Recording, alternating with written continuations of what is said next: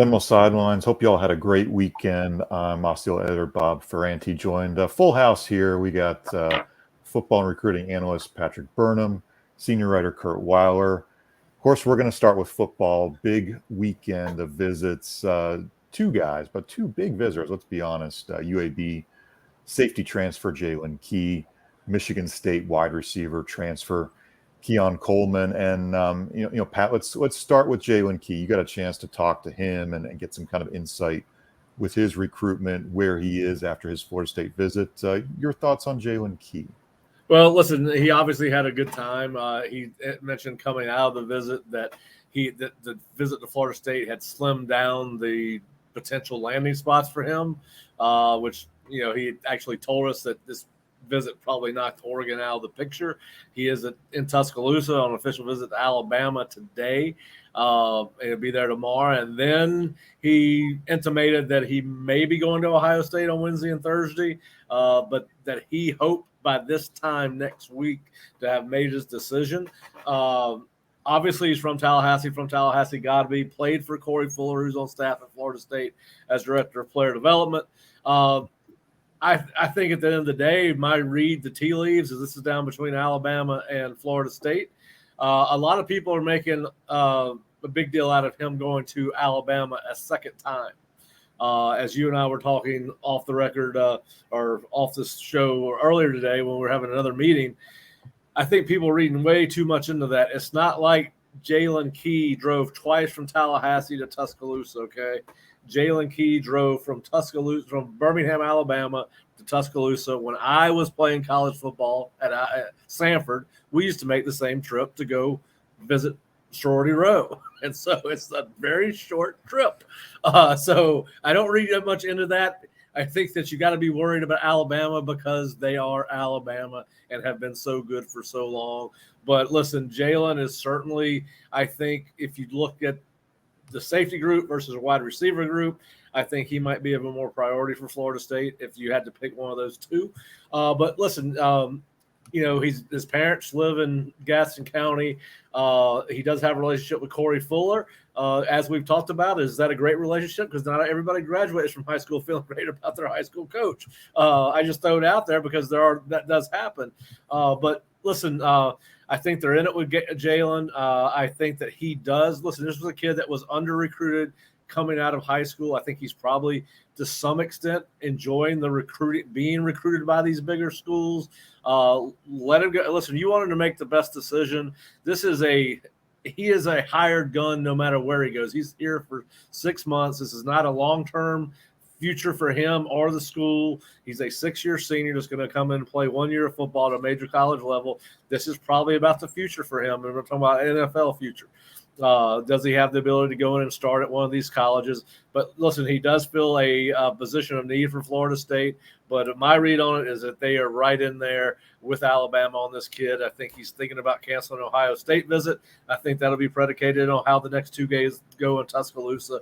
But we do expect him, based on what he said to us after his visit, that he will try to get this wrapped up sometime next week. He wants to have it done by mid-May and likely will enroll wherever he goes in the next summer school semester, well, that's late May, early June. So, but listen, good-looking kid, similar to body type to Jamie Robinson. He's maybe a little bit thicker in the trunk, but looks like a good kid. He was extremely skinny coming out of high school, which is probably one of the reasons he was not recruited. And listen, he's only played 1 year of football at UAB. He played 17 games in 2021 and 2020. Then started all 12 games last year, had 60 tackles, honorable mention All Conference USA. So you to some extent, are you getting how proven is he as a big time college football player? But he does fill a position of need, particularly with Cooper having entered the portal and gone to Colorado.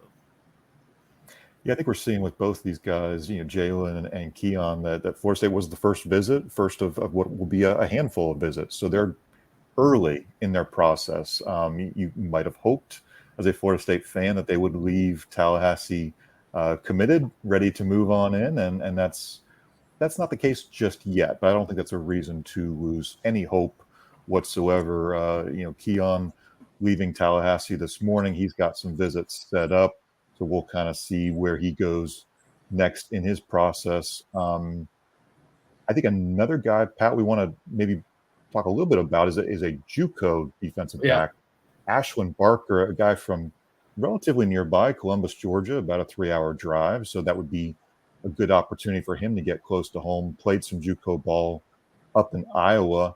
And Ashwin has a visit coming up on Friday too, Pat. Yeah, and we're actually going to try to have Ashwin on at some point during the week. We had corresponded a little bit last week. His story is very interesting. And that's one of the reasons I want to talk to Ashwin is to kind of get some background. He didn't have any. If you believe what you read, he didn't have any offers coming out of high school. I think I put it in an article I wrote about him when he was offered by Florida State. When you watch his film, you would think that he would at the very least have some FCS offers, maybe some lower tier FBS offers. So the backstory on this is kind of interesting. He's out at Iowa Western Community College, redshirted for whatever reason. I'm not sure now. Back in the old days, and I have not researched it to find out, they used to, if you were out of state guy, you went to a junior college, like in Kansas, you had to redshirt your freshman year, and you were only allowed so many roster spots, this, that, and the other. But listen, so I liked his tape. I really did. He runs well, seems to have good football instincts. Again, he's a guy that we're hoping to talk to before he gets to Tallahassee, and we have been doing some text communications. He is taking classes. He does graduate at the end of May. He will be able to enroll at Florida State or wherever he goes to school in June. He is, by at least the last time I checked, Florida State was by far the biggest brand that had offered him. He's got Ball State, and I believe he's picked up a couple others since then. But listen, he's he'll be a 4-for-4 guy. I have 4 years to play, 4 years. But a lot of questions, right? He's never played in a game at the junior college level. You're recruiting him off spring practice tape and fall practice tape if you're FSU or any other school. But again, I really liked this film.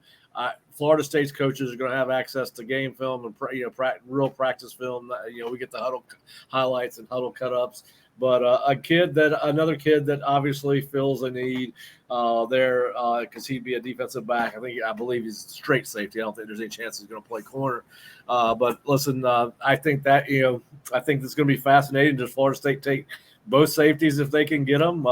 Do they feel good enough about Barker's upside long term that they think, hey, maybe we're better off taking him than going out and taking another high school safety in this particular class? Or actually, it would be retroactive back to 23. But he's probably least likely to play out of him. If Key comes in, he's playing right away, right? Even if it's just as a backup, where Barker's gonna, you don't ever know what's his transition going to be like in the major college football. How long does it take him to learn your defense? So there are a lot more questions with him, but you get more. Well, and listen, you say you get more out of your investment, but going in that Key's an investment for one semester. So, and then Coleman. I think Coleman was probably out of the two that were in here this weekend, based on my conversations with who they felt best about. I know that obviously he has blown up. I believe he put out a tweet, or someone did, that he's gotten offered like 59 schools since he's entered the portal. A lot of people, I think, thought this might be a slam dunk because of his relationship with David Johnson in Florida State coming out of high school. They had recruited him fairly hard coming out of high school. Did not take him. He ended up, I believe, committing to Kansas, and then ended up at Michigan State. Tremendous athlete. Played not was just on the basketball team at Michigan State, but actually played about 6 games. And that's. I think I don't think people understand the transition from high school to college basketball is almost as difficult as football. And so he's obviously a really good athlete. He was the 8th leading receiver in the Big Ten last year. He is, according to NFL DraftBuzz.com, he is the 17th best receiver that's draft eligible for 2024. If Florida State would get him, that would give them the 2 in the top 20. They have Johnny Wilson ranked as the 6th best draft eligible receiver. So I think what we probably have seen with Keon is, I think as he has been out in the portal longer, he's getting more and more attention. And I think, Kirk, you might have said earlier before we started this. Go ahead. He tweeted he's going to Ole Miss tomorrow. I think Okay. that it seems like it is drawing out a little bit. I know, like you said, he's blown up a little bit, and I think Florida State was hopeful they could kind of close the deal before that really happened. Obviously, with a wide receiver, I think when you look at, I think Louisville's pushing for a visit. I think Texas A&M is pushing for a visit. Compared to pretty much all those schools, I think you feel good about being able to pitch to him, hey, look who's going to be throwing you the ball. If this is your last year, if you want this to be your last year. He's a guy who could have multiple years, but like you said, it's very possible he comes in and it is a one-and-done transfer. But, I mean, being able to pitch Jordan Travis throwing the ball, I think is an advantage you have over Ole Miss, over Louisville, over Texas A&M, over a lot of those schools that have really pushed for him. It seems like LSU's not emerging as a huge, for the hometown kid who may want that push to go home, it doesn't seem like they're a huge factor in this, at least at the moment. I mean, no doubt they have a pretty stacked receiver corps, so they don't have a huge need, but neither does Florida State. All right, we just got a note that Coleman just committed. I want to see if that's right or not. But somebody just left a comment that Coleman just committed, so let me see if I can figure that out. Well, he's tweeted that he is going to visit Ole Miss again. He just tweeted he's going to Ole Miss. Yeah. Okay, then that is wrong. All right. Well, I'd love to know where they got their information.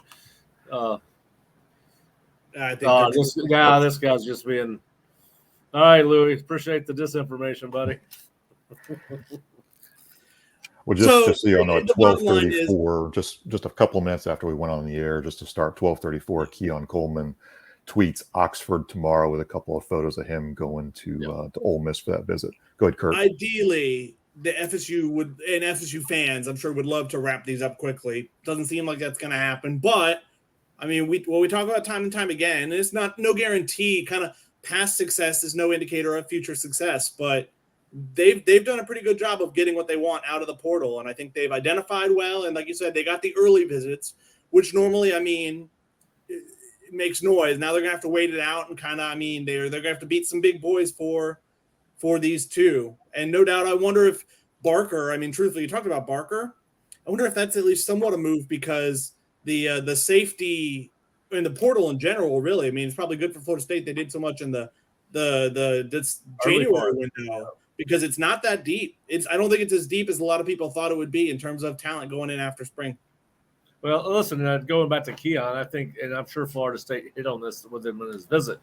If your goal is to come in and be a one-year guy and get drafted in the NFL as a true junior, and you just mentioned Ole Miss and Texas A&M, and we know Louisville's been mentioned. All right, so which of those teams? Now, you could argue that Ole Miss's offensive system is going to be very high-powered and very productive. But they don't have a quarterback like Jordan Travis. Yep. So FSU should have not only one of the best offenses in the ACC, but one of the best offenses in the country. We were expecting them to put up a ton of points. So if he came in here and got 40 catches in this offense, I don't know if he'll get 58 like he did last year. You're going to share with Johnny Wilson and Shane Bell and Kyle Morlock and Kentron Portier. Yep. And then which one of the slots is going to step up? Winston Wright. So, but if you're Florida State, you got to be able to sell Jordan Travis to him. You got to go back and sell him Mike's offensive numbers since he's been a head coach. And who in the world's Texas A&M got at quarterback? Why would you? Listen, and I know this decision's probably not being made off going to bowl games or going to the playoffs. This is probably being made for other reasons. Who's going to put me in the best position to be in the NFL next year, and where can I get my best bang for my buck? The wild card there, I guess, could be NIL. Obviously, well, that's what I meant by bang for the buck. Yeah. If he chooses somewhere else, you would have to think that played at least some sort of factor. Because if you want to talk just about offenses based on those schools, Texas A&M's got a coach, despite having a guaranteed contract, that's in. He's going to have to go play for Bobby Petrino, which is another thing.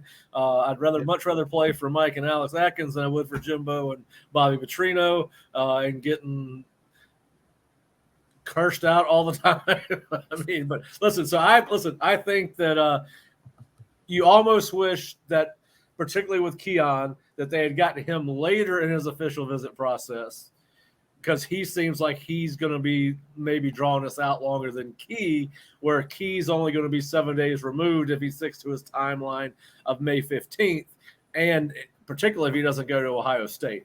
So, but yeah, you always want that last visit if you can get it.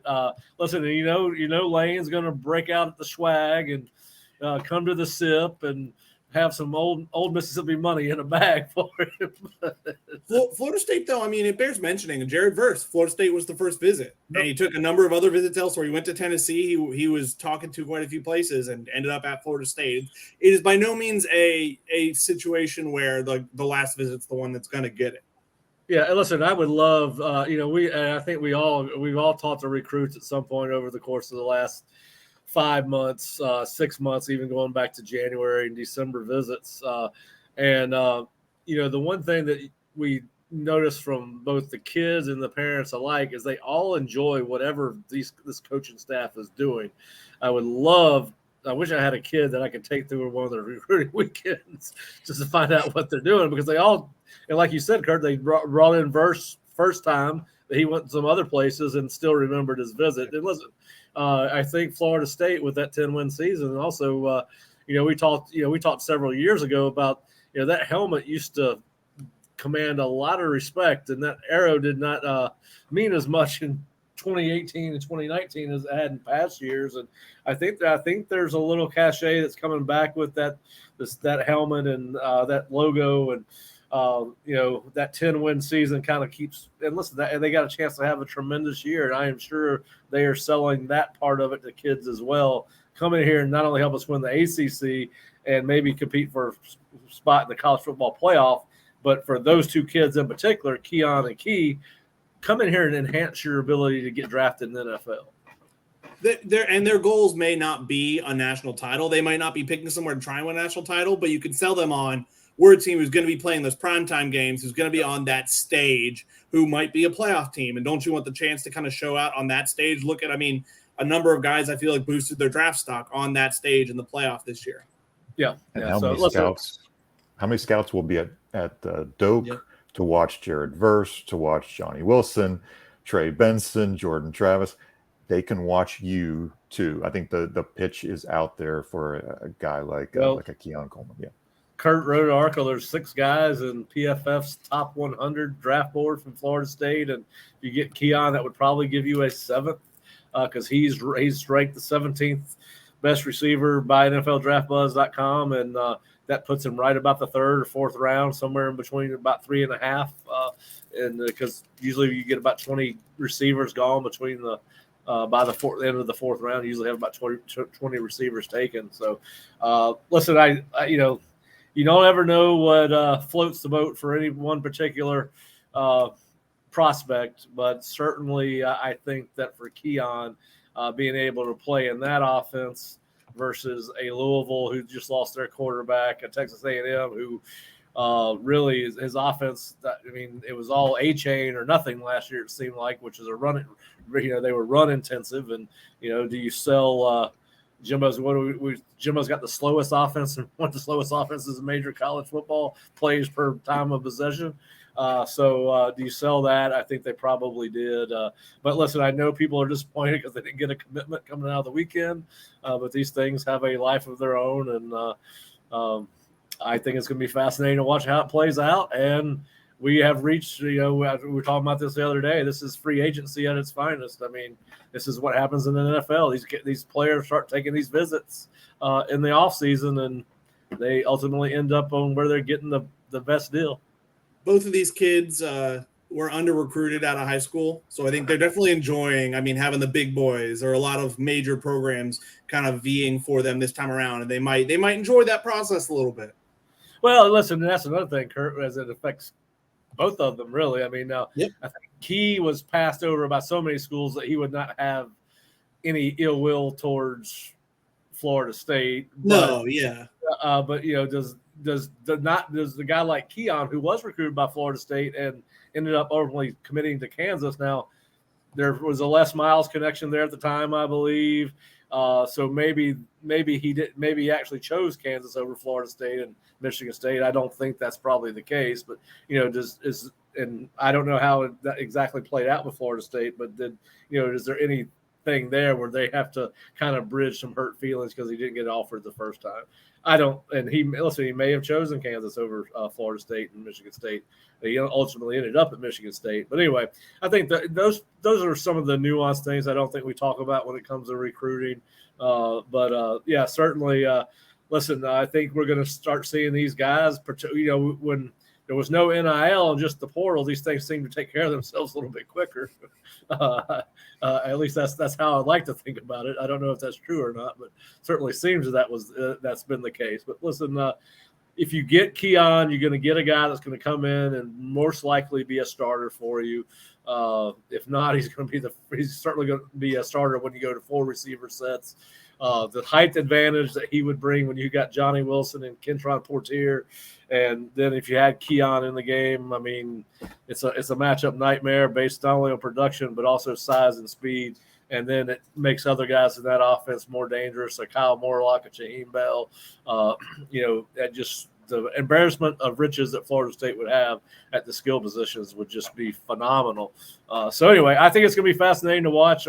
Listen, we've got messages out to Keon. I'm going to try to have him on one of these StreamYard things. Hopefully he'll hit us back. But anyway, he did fly out of town this morning, and hopefully he'll fly back into town if that's what Florida State and Mike Norvell want. So, guys, let's wrap up the football discussion here. I think, Kurt, you've tracked the scholarships throughout the spring and where Florida State is. Obviously, 8 or so departures after spring practice, give or take a couple of those numbers. So Florida State's got space to add one transfer. They could add probably 3 or 4 transfers. If you had just one spot, Kurt, you can pick Key, Coleman, Barker. Do you have a pick based on need or just based on what the guy might bring to Florida State? I think it's safety.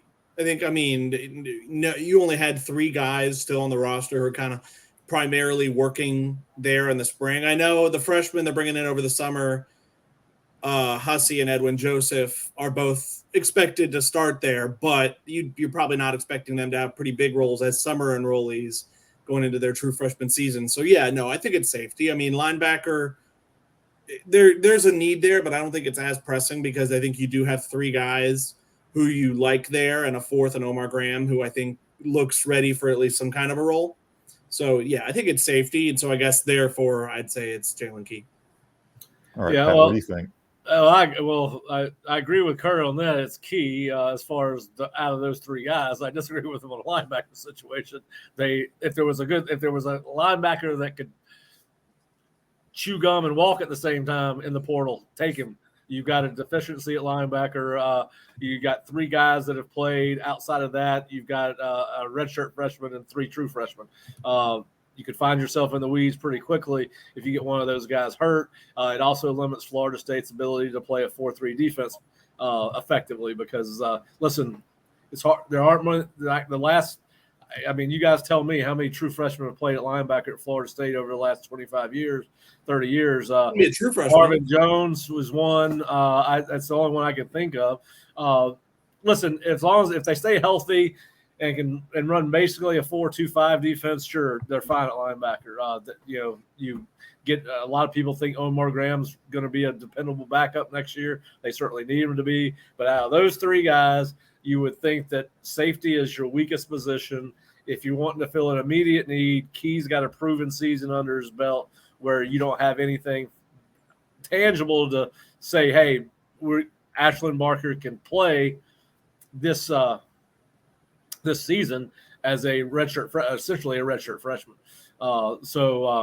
Anyway, it's going to – Keon is a luxury, right? I mean, oh yeah, you got to feel pretty good about receiver, but if you're talking one of those guys, I would go Jaylen Key. Yeah, Coleman's not a need by any means. You're not going to complain adding a guy with that type of production to that room, but he's not a need. Yeah. No, he could be a serious addition to that room, though. I mean, my Lord, when you start looking at that receiver room with him included, and we were talking about this on Friday. it's not a one-for-one thing, but you have to think that Micah leaving did open up this door for Florida State to even get really serious about bringing a guy like Keon. And if you just wanted to say, did you get better or worse with bringing in Keon Coleman over losing Micah Pittman, I would think that you would say bringing in Keon evaluates the room more so than having retained Pittman, who, listen, ended up at Utah. That's fascinating to me because Utah is more run dominant than they are pass dominant. So that was an interesting move for me from Pittman's standpoint. But yeah, Coleman to me would be considered an upgrade over Pittman if that's how you're looking at it, just like we look at NFL free agency. He does have an established quarterback out there in Cam Rising, though. They bring back a quarterback. You're right. I mean, it is they run the ball a lot, but I mean, A, he blocks well, and B, I would imagine it's a chance to be one of the top few guys, which I'm not sure was going to be the case, at least in terms of production at Florida State. He also gets another chance to beat Florida. That season opener Maybe here's the luck that everybody needs. But listen, here's my thing with the whole Micah Pittman thing. I know we talked one day, somebody's talking about him being a first or second round draft pick. I don't think it's us. I'm just saying that's kind of the talk. He is listed as his draft status, and I'm assuming that NFLDraftBuzz.com is a legitimate site. I mean, they do very detailed work. They're taking information from different organizations and compiling it together to get these grades. He's listed as an undrafted free agent. So if you're a marginal NFL prospect, would you rather play in Florida State's offense or Utah's offense? So I think that one was about the money or guaranteed playing time / I think it might be we're gonna throw to you 50 times this year. So, and as you know, Florida State's receivers have gotten better. So they're probably going to spread the wealth, right? The tight ends are going to be more involved in the passing game this year than they have anytime Mike's been here. You've got the best tight ends you've had as a group since Florida State's got here. And the more you can spread the ball around, the fewer times the defenses can figure out who the ball is going to, the better off you're going to be as a team. So I think that Micah probably realized he was not good. There was no guarantee he was going to see any more production than he had last year. Plus, you got an injury coming into it. But again, Keon to me is an upgrade if that's how you want to look at it. We also had a fourth Florida State player go to Colorado over the weekend. Bishop Thomas is there now. I mean, the next player that Florida State desperately wanted to hold on to that Colorado takes will be the first one. But I think never let facts get in the way of a good narrative. Yeah. I think they wanted to hold on to Derek McClendon. I really do. I don't know what happened with all that, but I think that Derek. I think Derek is probably the biggest loss out of the portal as it pertains to next year, and I wish him well at Colorado, and I hope those guys know what they're getting themselves into up there. That's going to be a fascinating storyline to watch out in Boulder, right? I mean, just tell me when the show drops, what time it's on, or when it's on YouTube or on demand, because we're all going to want to watch a half hour. And aren't they having a Last Chance U out there? Well, Dion's got his own show, right? Yeah. Yes. Well, have you seen their schedule? Has his own show on a daily basis. Have you seen their schedule to start the season? Do you know their first 5 games? It's very difficult. At TCU, hosting Nebraska, hosting Colorado State, at Oregon, hosting USC. So probably 2 and 3 at the very best. I would say that's the very best. Yeah. 2 and 3 is the very best. And even then, I would probably lean 1 and 4. Yeah. Listen, I think it's going to be fascinating to see how he cobbles that roster together before they play one game. I mean, it's you don't practice like you used to. The players don't live together like they used to try to breed team chemistry and all that. But listen, Dion's getting paid handsomely to make those decisions, and hopefully for him, he's made the right ones. And I'm glad that he has found a place for some of Florida State's guys to continue their career that didn't want to continue it here. Because listen, and there's something to be said when these guys enter the portal. I do think Florida State's coaches, or any coach, you really do want to find a good place for these guys to go and where they can succeed. So hopefully that's what they've done and helping these kids move on to a place that. But I do think they wish they had Derek McClendon back. I wish they had Derek McClendon back. I think that's the one who you might consider. I mean, the fact that that's probably one of their better portal acquisitions speaks to, I mean, they're not exactly landing stars out of the portal, but. Yeah. What do y'all think about there just being one portal window a year instead of two? Yes, now, please. I think it does a lot for gives us a lot to talk about and write about, right? But and I kind of wish that the winter window was shorter, not 45 days. Of course, no, you're not going to shorten the winter window and get rid of the spring window. You know, but I'm saying, but I do wish the winter window was shorter. I know they had to do that because people would go to bowl games, and wouldn't have enough people on the roster, and all that, or make it. Yeah. So anyway, I think the winter window is fine as it is if there's not also the early signing period there where you're wrapping up on like your high school class in that same time. Like if they were only doing transfers in that time or focusing more on transfers because they don't have a high school window mere days away, I think you'd like that more. If you had like an August, February where you could lock in the early high school kids in August and then have the only other one be in February, I think that might be what I would push for. I am definitely for that. Give me a July 15th or August 1st. Yeah, early window for high school guys with the regular February window. Get rid of December 15th. Number one, it puts you any college that has a changeover, and there's usually about 20 college coaches that get fired every year. Those 20 programs are put at a significant disadvantage and puts their programs behind by a year because of that early December date. So yes, I think you should go August 1st, early signing period for high school, February, first Wednesday in February, and then have that portal window open in December. I kind of, other than having to go sit outside the Moore Center all day, I kind of like the 2-week spring window. I mean, it happens really fast. Jump in. I think we're going to see a lot of kids not find a home. We're going to start seeing the number start to reduce as to how many people enter the portal moving forward. But listen, the spring portal is pretty fun. It's not as many guys in it. We just got a comment, Destin Hill, welcome to Tallahassee, Florida.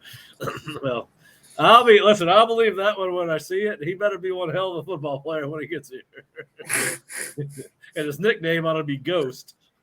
I mean, he's more mythical at this point than he is real. I mean, I've never heard Florida State fans talk about a kid more that's never stepped a foot in Tallahassee besides for an official visit. But anyway, I know that there's some buzz out there, but Lord have mercy. Just remember, when we talk about Destin Hill, he has not played junior college football. Where is he academically? Where is he from a strength and conditioning standpoint? He hasn't played football in 2 years. I'm not trying to tap the brakes. I'm just trying to put it in perspective of where is Destin Hill in the big picture of football and academics and life. Well, and where has Destin Hill been the last 3 years? What is Lots the of backstory? questions. I don't know Lots the of backstory. questions. I don't know the backstory. But anyway, listen, the portal's giving us a lot to talk about. It'll give us a lot to talk about this week as Ashlyn Barker. And I would think that Ashlyn Barker is probably not going to be the only kid in town by the time we get to Friday. I would think that they're probably going to try to I would think that anybody else they feel like is worthy of coming in will be brought in the next couple of weeks. I don't know when they'll stop that. I think they have to stop in July because it's dead period. But I think they can continue these portal official visits through June. So be interesting. I know they probably want them in the summer program as quickly as they can get them. But so it'd be fascinating to know if Mike does have a drop dead cutoff for guys making decisions through the portal. All right, good discussion on a Monday. We touched on a lot of football topics there. I think we way overshot the 10-minute rule. It was a guideline. And Jerry's not even on here. So people aren't complaining about more by any means, I'm sure. If Jerry was on this podcast right now, we would just now be halfway through the football season. All right, I'm gonna leave it to y'all to talk about softball's great season and what a dramatic finish on Sunday. I got to see the video of that. Only game-winning walk-off win of the year. Last game Saturday. By one of their seniors, right? A senior hit a home run. Yep, Devin Flaherty walk-off. Yeah. So, all right. Well, guys, thanks for having me. Enjoy the rest of the show, and we will be back on Wednesday. And by the way, I heard from somebody, you and I are trying to get in touch with Kurt. I'll fill you in on that off the show. But anyway, and by the way, just so you guys know, I think we're going to go watch Cam Davis on Thursday. He's got his spring game on Thursday, so I think there will be a Osceola representation of watching Cam play, and hopefully we'll be able to post some videos to the message boards on Thursday night as he's playing to give everyone a look at what baby Herschel looks like. Little Herschel. That's and if the guys at Florida State, they already stole Biscuit from me.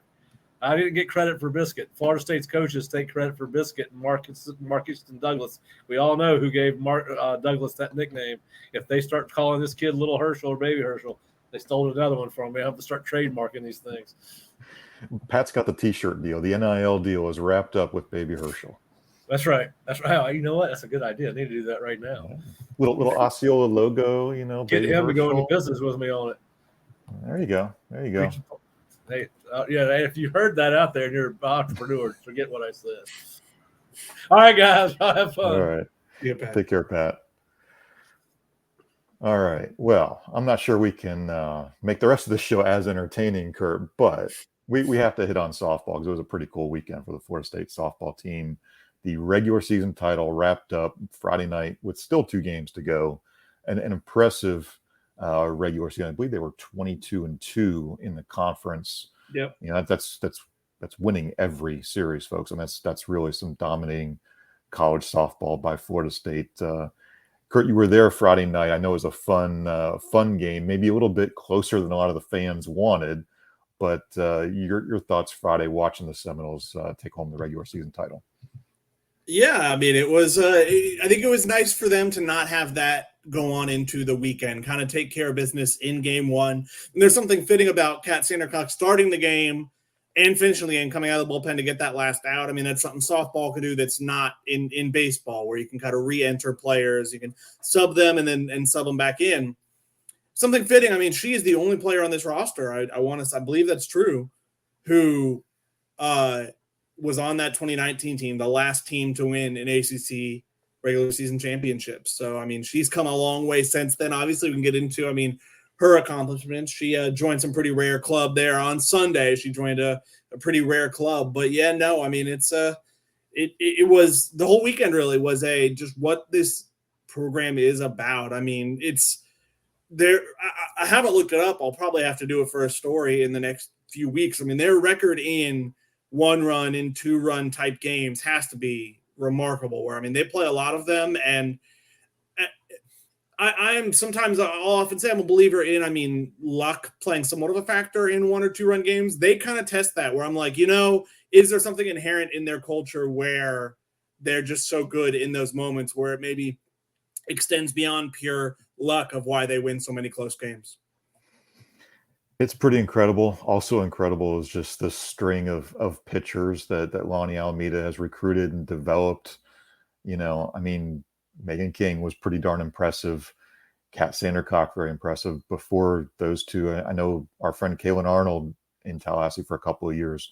Jessica Burrows, you can go all the way back to even the Jessica Vanderlinden days, way back decades ago with Florida State softball. So Lonnie has recruited very, very well. McKenna Reed might just be the next great one as she kind of takes on a more prominent role next season, with Kat moving on to pro fast pitch softball.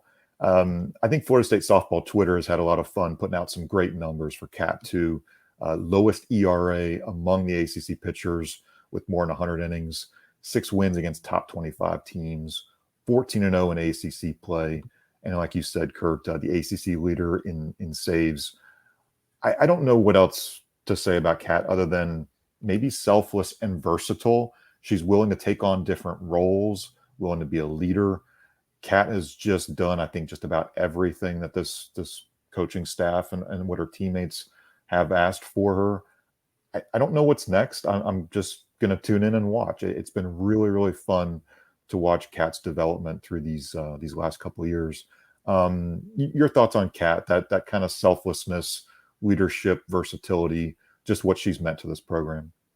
Yeah, I mean, that 2019 season, she kind of overlapped with Megan King. And Megan King, I think, was that mentor to her, that she's now kind of become the mentor for McKenna Reed, for Allie Dubois. You think even for like Allison Royalty, who transferred in and had some experience, but maybe had to kind of get used to softball at this level. And I mean, I think this speaks to, I mean, the person, the player, I mean, what she's meant to this program. I mean, she's I think 14-0 in ACC play and leads the ACC in saves. I mean, she really should have had, I mean, I think, I don't know why softball like rules don't allow the same person to get a win and a save when, like, in softball you can re-enter. She did both Friday. She got the win. Really, they didn't give her the save because she had the win, but she should be able to have both. And I mean, yeah, she is very much, I mean, you talk about, I mean, Lonnie and how she kind of leads the charge with non-traditionally using pitchers, maybe compared to softball, where a lot of times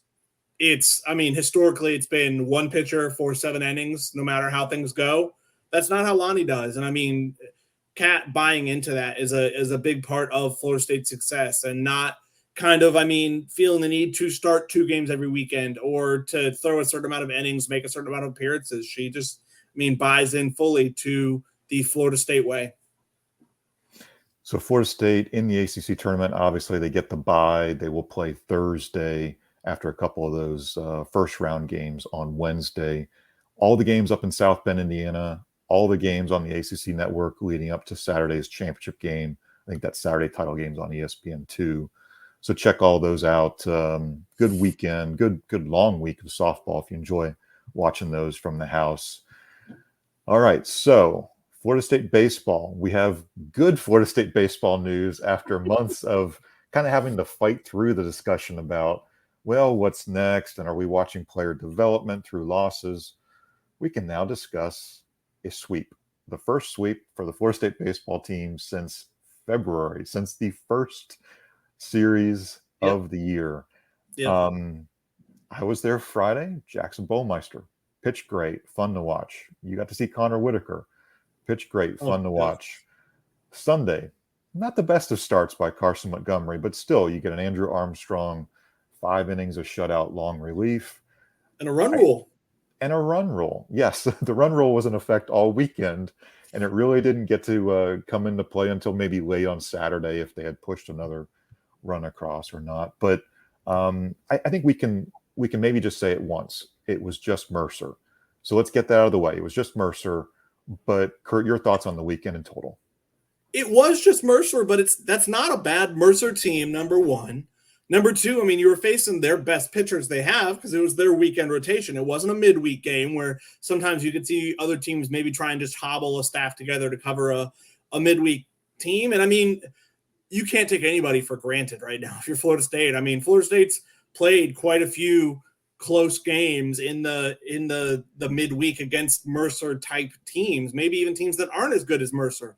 And really, Friday's game was the only one that was kind of close. And even then, it wasn't a game you were sweating in the 9th inning. I mean, it was only 4-2, but like it was a pretty stress-free 9th inning, wasn't it? There wasn't like a straying the bases loaded to like escape with one. And then, I mean, Saturday, Sunday, comfortable wins. Connor Whitaker was, I mean, unbelievable, frankly. I mean, eight shutout innings. I think he was over 100 pitches, or you might have sent him back out for the 9th. I would imagine he wanted to, and there was probably some better judgment shown by Link Jarrett and Chuck Rostano, the pitching coach.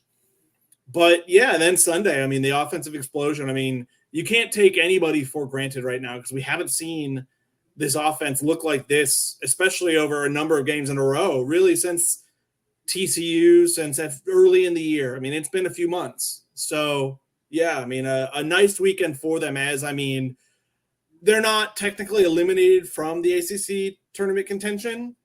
Chances are they will be this weekend with a very good Wake Forest team coming into town. But regardless of that, I mean, the better momentum you can end this season on, the better you feel about the trajectory. I mean, I think we're both believers in, whether you're a believer in momentum or not, I think the better finish you can have, the more you can sell guys who might be kind of pondering their futures over this being where their future should be, the guys you want to keep, you know?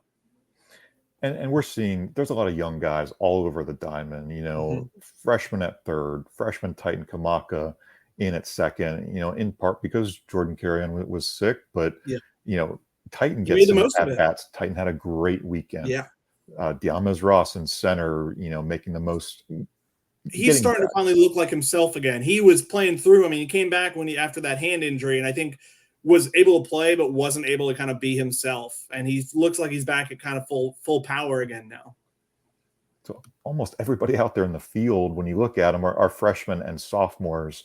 Yes, they could examine their options and jump elsewhere, but I think they are starting to see what Florida State could be building. Obviously, Link Jarrett's going to hit the portal. That's what he did at Notre Dame. He's going to try to get some more experience, try to get some more pitching. I thought one big encouraging sign, and we don't have to say it was just Mercer. There was only one error all weekend for Florida State. There were 4 by Mercer on Sunday. So Link Jarrett said after Sunday's game, it was not lost on me that they only had one error all weekend and none on Sunday. A pretty clean game out of the Seminoles.